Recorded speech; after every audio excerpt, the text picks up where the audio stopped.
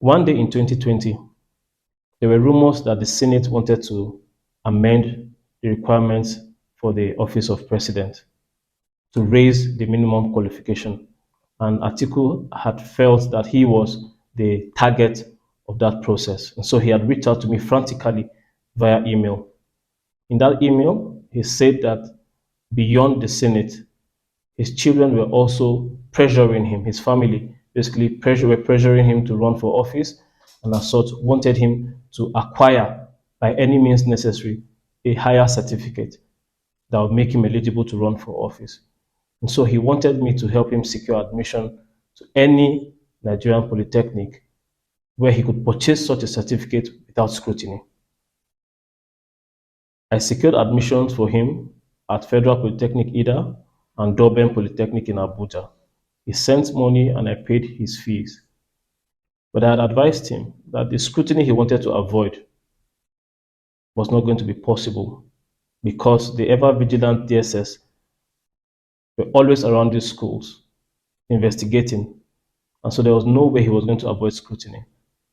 Acting on that advice, somehow he secured admission to Anglia Ruskin in the UK. I do not know how he did it, but he secured a master's degree from there. But he didn't go to school because he loves education. He went to school to fulfill his desperation of becoming president of Nigeria. In that email, he had mentioned the fact of his children forcing him, putting him under intense pressure to run for office again. I wondered why, but it didn't take too long for me to find out why. So Hawa is Atiku's daughter, one of his daughters, and she had told me herself that one of the reasons her brothers, especially Mo, whom she mentioned, would do anything for their father to become president was the fact that he knows that he must become a multi-billionaire should his father make it to that office. In her words, nothing will stop him. Now, when you put into perspective the fact that Atiku has 31 biological children, each one of them wanting to become a multi-billionaire, then you'd understand why you should be afraid of letting this family near that space. I was later to speak with Mo himself, and he affirmed what his sister told me. He said that there's no other goal in his life right now than for his father to become president because he knows that when his father wins, his appetite will become larger. Also, these children want to emulate their father's royalty or royal lifestyle lived abroad. And so it is their dream to relocate abroad with their various families.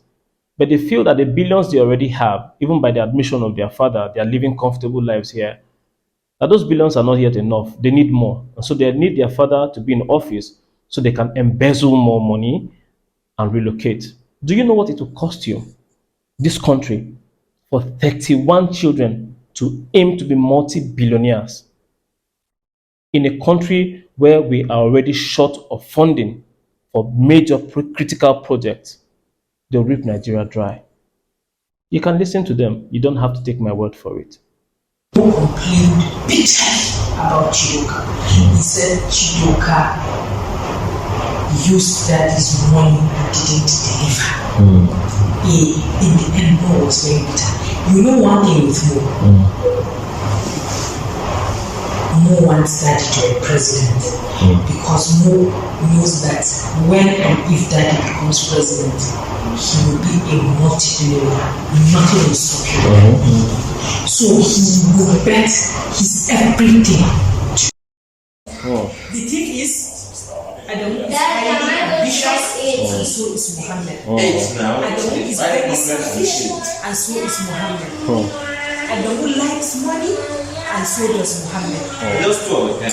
Two of them, and so it is two. And everybody wants to feel closer to that.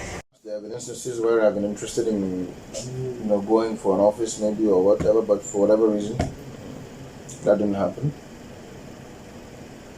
But I'm just at a point where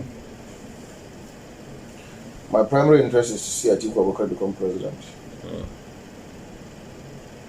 There is no secondary interest for now or tertiary interest or anything. That is the only interest I have now. Now, once we are successful, then I would say my appetite would now become very, very large. Makes sense. You know, so that's more what I'm focused on. Okay. Trying to make him president, like you. Well, we'll try our best. So That's I love you. let's see how things go. Okay. If I have plenty money now, I can even move my family out of this country. Money to move your family out of the country is not something you'd lack. Mohammed. Really? And you just a disguise. I am my investment advisor. Do I need to be? No. I don't need to be now. You are my investment advisor, so if I have plenty money, No. but I move them out. See, abroad is not enjoyable if you don't have money. I agree. If you're in Nigeria, we are used to having one cook, 2 nannies, 1 driver, 1 houseboy. How many people have 5 staff?